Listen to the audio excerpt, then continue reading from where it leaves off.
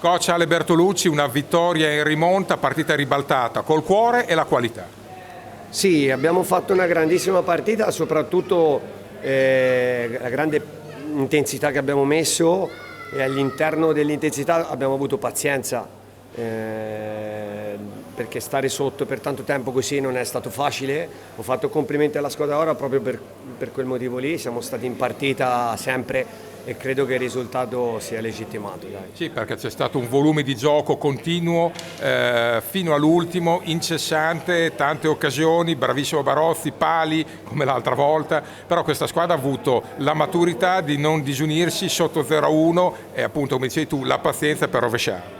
Sì, abbiamo spinto tanto, abbiamo avuto anche maturità all'interno della partita. È ovvio che non siamo ancora come io vorrei, no? Perché la squadra è tutta nuova, insomma, mi aspettavo una partita di carattere, ma onestamente abbiamo fatto qualcosa di più che di carattere, abbiamo avuto intelligenza, abbiamo avuto i tempi giusti e soprattutto abbiamo fatto una difesa quasi perfetta, se non perfetta, e nei momenti che abbiamo sofferto un po', perché chiaramente la qualità del Lodi è indiscutibile, Grimalt ha fatto un paio di parate importanti, ma la rimonta con testa è stata tanta roba.